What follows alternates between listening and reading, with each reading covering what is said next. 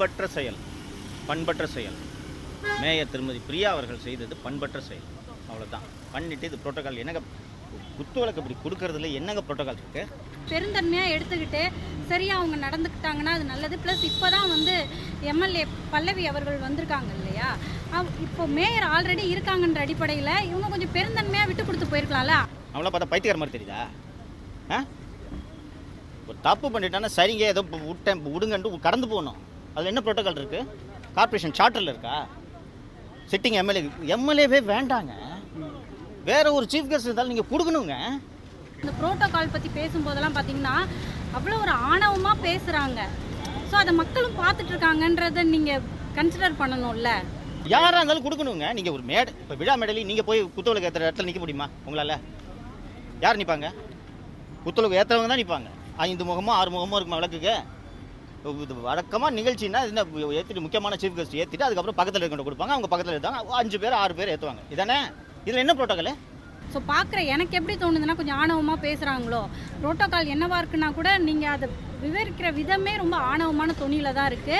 Plus வந்து திமுக ஆட்சி மாறிட்டு தாவேக ஆட்சி மாறி இருக்கு அப்படின்றதே அவங்களால ஏற்றுக்க முடியலையோ அப்படின்னு தோணுது. அந்த இடத்துல சேகர் பாபு, உதயநிதி ஸ்டாலின் அவர்கள் இருந்துட்டாங்கன்னா அந்த புரோட்டோகால் அதுக்குள்ளேலாம் நம்ம போக வேணாம். இவங்களோட பண்பு இது.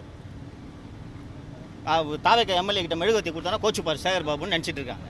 இந்த இடத்துல உதயநிதி ஸ்டாலினும் அமைச்சர் அவருக்கு சேகர் பாபு இருந்திருந்தாங்கன்னா இதை அவங்க கேட்டு உட்கார்ந்துருந்தாங்கன்னா எந்திரிச்சு நின்றுருப்பாங்க. நம்ம கடந்த காலங்களெல்லாம் பார்த்துருக்கோம். அந்த ஜல்லிக்கட்டுலலாம் வந்து கலெக்டர் அவர்களே எந்திரிச்சு நின்னாங்க இல்லையா.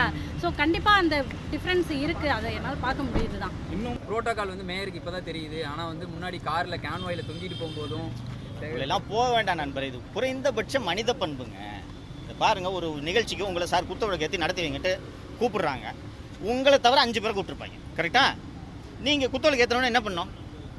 அடுத்த ஆளுக்கு பக்கத்தில் இருக்கு, அவ்வளோதானே. இதில் என்ன புரோட்டோக்கால்? எனக்கு அதான் எனக்கு கோவம் வருது. என்னன்னா நம்மளை பார்த்தா பைத்தியக்கார மாதிரி தெரியுதா? என்ன புரோட்டோக்கால் இதில்?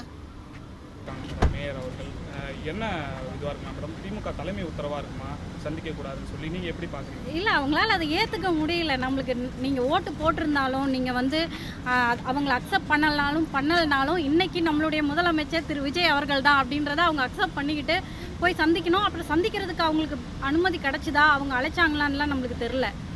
இன்னும் முதலமைச்சரை சந்திக்காமல் இருக்காங்க, அதை எப்படி சார் பார்க்குறீங்க? யார்? மேயர் அவர். குத்து விளக்கையே எம்எல்ஏக்கு கொடுக்காதவங்க முதலமைச்சரை சந்திச்சா அவங்க பதவி என்ன ஆகும், என்ன ஆவாங்கன்ற அச்சம் தான், வேறு என்ன காரணம்?